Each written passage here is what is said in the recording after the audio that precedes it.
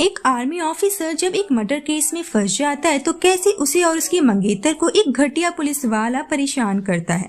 आज की हमारी मूवी का नाम है कॉन्विक्ट, जो रिलीज हुई थी 2014 में। मूवी की शुरुआत में हम एक सोल्जर को देखते हैं जिसका नाम रे है और वो मैक्सिको शादी करने आया है। उसके बाद हम नदी किनारे खूबसूरत सी लड़की कैली को बैठा हुआ देखते हैं। पीछे से रे आकर उसे सरप्राइज देता है। दोनों एक दूसरे को देखकर झप्पी पा लेते हैं। कैली दरअसल रे की मंगेतर है।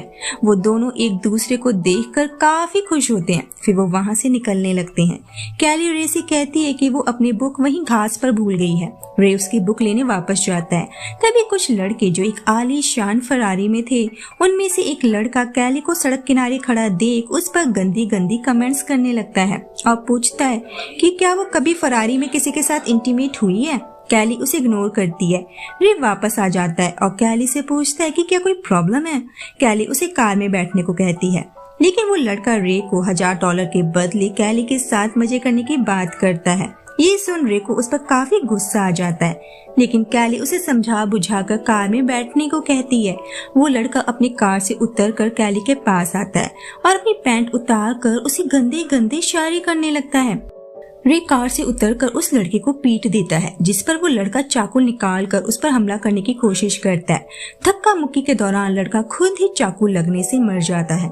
अगले सीन में हम रे को उसके लॉयर के साथ देखते हैं। लॉयर उसे समझाता है कि अगर वो अपनी गलती मान लेता है तो उस पर मर्डर का चार्ज नहीं लगेगा और वो 2 साल में जेल से रिहा हो जाएगा। अदरवाइज उसे जेल में कम से कम 8 से 9 साल की सजा होना लाजमी है। कैली रे से नाराज है कि उसके मना करने के बावजूद वो कार से क्यों उतरा। रे उससे कहता है कि कैली को उससे शादी करने के लिए 18 महीने इंतजार करना होगा। वो जेल जाने के लिए तैयार है। फिर हमें उस लड़के के पेरेंट्स दिखाए जाते हैं जो काफी अमीर हैं और अपने जवान और होनहार बेटे के मरने की वजह से सदमे में हैं। अब कार से उतरकर अपने अंगों का लड़कियों के सामने प्रदर्शन करने का हुनर सबके पास कहाँ होता है। उस लड़के के डैड को अपने लॉयर से उस जेल का एड्रेस मिल जाता है जिस जेल में रे को रखा गया है। अगले सीन में हम उस जेल के वार्डन जैक को उसी लड़के के डैड के साथ देखते हैं। वार्डन असल में उस आदमी को पहले से जानता है। वो उसके बेटे के मरने पर दुख जताता है और पूछता है कि वो उसकी कैसे मदद कर सकता है। वो आदमी उससे कहता है कि रे को इतना टॉर्चर करो कि वो मरने की भीख मांगे, लेकिन उसे मौत भी नसीब ना हो। वो वार्डन को इस काम के लिए रिश्वत भी देता है। वार्डन अपने गार्ड को इस काम में लगा देता है और उसके गार्ड्स रे को टॉर्चर करना शुरू कर देते हैं। उसके बाद सीनियर ऑफिसर विलियम रे से जेल के सभी नियमों का पालन करने की नसीहत देता है। एक दिन उसी जेल में सजा काट रहा एक मैक्सिकन रे से उलझने लगता है और फिर एक गैंग, जिसे हम अरब गैंग कहेंगे, उस गैंग का लीडर मेजन आकर रे को उस आदमी से बचाता है, क्योंकि रे भी अरब से बिलोंग करता है।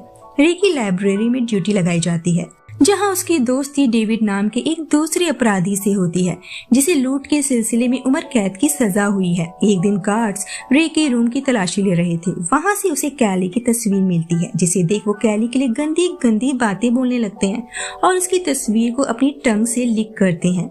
दरअसल वो रे को जानबूझकर उकसा रहे थे। रे उसकी बदतमीजी से भड़क जाता है। गार्ड कैली की तस्वीर के 2 टुकड़े कर देता है और बेवजह रे को परेशान करना शुरू कर देता है। मामला हाथ से निकलता देख ऑफिसर विक्टर वार्डन को रोकता है। अगले सीन में एक गे कैदी जिसका नाम हैमर है, वो रे के पीछे पड़ जाता है और उसे घुटनों पर बैठकर वो सब करने को कहता है जो बोलना मेरे लिए तो पाप है। रे उसके प्रपोजल को ठुकरा देता है, फिर भी हैमर नहीं मानता, जिस पर रे उसे पीट देता है। गार्ड्स उसे पकड़कर वार्डन के पास लाते हैं। वार्डन उसे वार्निंग देता है। रे उन्हें क्रिमिनल्स कहकर बुलाता है, जिस पर गार्ड उसे स्टिक से पीटने लगता है और एक बार फिर विक्टर उन्हें ये सब करने से रोकता है। अगले सीन में रे डेविड से पूछता है कि जो पैसे उसने बैंक से लूटे थे उन पैसों का उसने क्या किया। डेविड बताता है कि वो पैसे आज तक किसी को नहीं मिले। कैली रे से मिलने आती है। रे कैली से कहता है कि वो बिल्कुल ठीक है, उसे रे की फिक्र करने की कोई जरूरत नहीं है। वार्डन टाइम खत्म होने से पहले ही रे को चलने को कहता है, जिस वजह से रे गुस्सा हो जाता है। गार्ड रे के कानों में कैली के लिए गंदी गंदी बात कहता है। एक दिन जब रे टॉयलेट साफ कर रहा था, वही मैक्सिकन आकर उसे बेवजह लड़ने लगता है और थोड़ी देर बाद वहाँ वार्डन भी गार्ड्स के साथ आ जाता है। वार्डन रे की पैंट खोलकर उसके पीछे डंडा डालकर उसे बहुत दर्द देता है और बाद में गार्ड्स उसके मुंह को टॉयलेट के अंदर डाल देते हैं। बाद में विक्टर उन दोनों गार्ड्स से पूछता है कि वो रे के साथ कुछ ज्यादा ही गलत नहीं कर रहे। गार्ड्स उससे कहते हैं कि अगर तुम नहीं देख पा रहे हो तो अपना मुंह बंद रखो। वो उससे कहता है कि वो उनके साथ उतना ही इन्वॉल्व है जितना वो दोनों, लेकिन विक्टर उनसे कहता है कि उसे उनके पैसों से कोई शेयर नहीं चाहिए और फिर वो वहां से चला जाता है। विक्टर के जाने के बाद विलियम उन दोनों गार्ड्स से पूछता है कि रे को टॉयलेट साफ करने की ड्यूटी किसने दी थी। गार्ड्स बताते हैं कि वार्डन ने। विलियम कहता है कि बिना उसकी मर्जी के रे की ड्यूटी चेंज नहीं की जाएगी और वो रे की ड्यूटी वापस लाइब्रेरी में लगाने को कहता है। वो उन दोनों को धमकी देता है कि अगर दोबारा रे के साथ कुछ गलत हुआ तो उन्हें नहीं छोड़ेगा। उधर वो दोनों गार्ड्स वार्डन के पास आकर बताते हैं कि विक्टर ने उनका साथ देने से मना कर दिया है और यहाँ हमें पता चलता है कि वार्डन ने उन तीनों गार्ड्स को पैसे दिए थे रे को टॉर्चर करने के लिए। वार्डन कहता है कि वो विक्टर से खुद निपट लेगा। दोनों गार्ड्स एक कैदी की सेल की तलाशी लेते हैं जहां से उन्हें एक चाकू मिल जाता है, लेकिन वो उस कैदी को कुछ नहीं कहते। और जब वो कैदी एक दिन बाथरूम साफ कर रहा था वहां उसे विक्टर की लाश मिलती है और दोनों गार्ड्स उस कैदी को विक्टर के मर्डर के केस में फंसा देते हैं। उस कैदी को भी समझ आ जाता है कि ये सारा कांड उन दोनों गार्ड्स का किया धरा है। डेविड और रे की आपस में अच्छी पटने लगती है, लेकिन मेजन चाहता था कि रे उनके साथ रहे।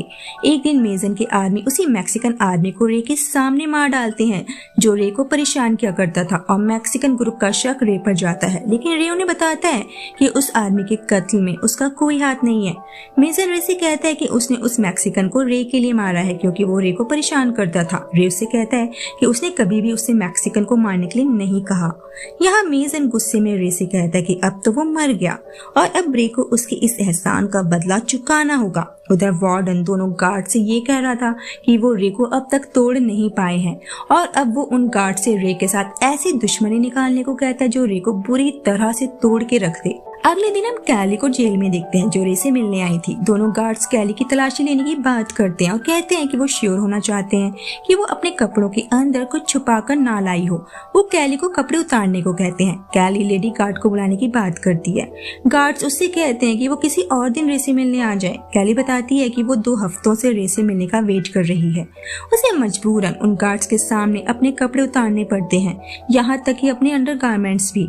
बाद में गार्ड्स रे को कैली का वो वीडियो दिखाते हैं जिसमें वो नेकेड है। कैली को इस तरह से देख रे को उन गार्ड्स पर काफी गुस्सा आता है। कैली जब रे से मिलने आती है वो उससे पूछता है कि वो कब से लोगों के लिए स्ट्रिप टीज करने लगी और वो उसकी पीठ पीछे कितने लोगों के साथ मजे कर चुकी है। कैली ये सुनकर दुखी हो जाती है और कहती है कि उसे रे की इस सोच पर दुख हो रहा है।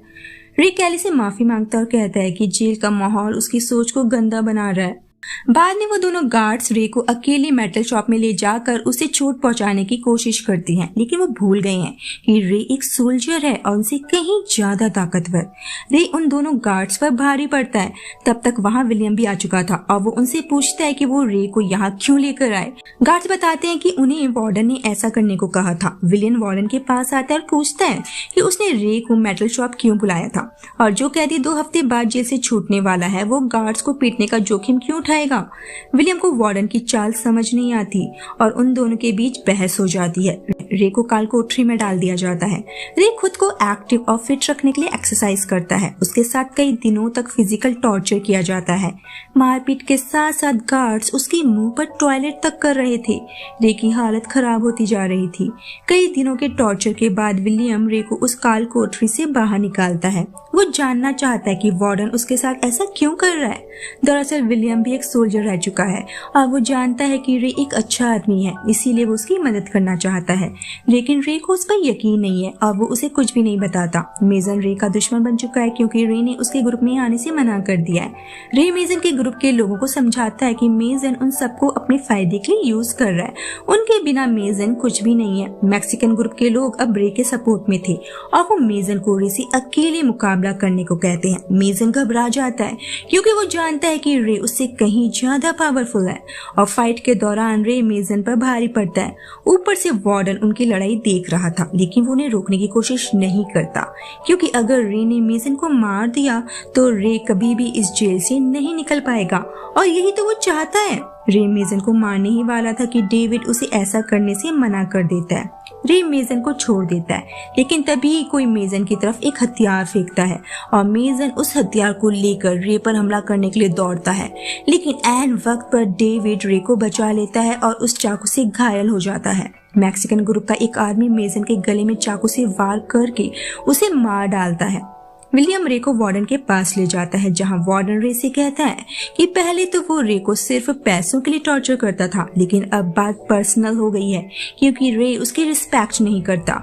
वो खुद को वहां का भगवान बताता है और चाहता है कि रे उसकी इज्जत, उसकी पूजा करे। वार्डन कहता है कि वो रे को यहाँ से कभी नहीं निकलने देगा और रे उसके कदमों में गिर कर उससे माफी मांगेगा, लेकिन यहाँ हमारा रे वार्डन की लगा डालता है क्योंकि विलियम ने उसे एक रिकॉर्डर दे रखा था जिसमें वार्डन की सारी बातें रिकॉर्ड हो चुकी थी, जिसके बाद ऑफिसर्स वार्डन के साथ साथ उन दोनों गार्ड्स को भी अरेस्ट कर लेते हैं। रे डेविड के पास आता है और उससे पूछता है कि उसने उसके लिए अपनी जान खतरे में क्यों डाली।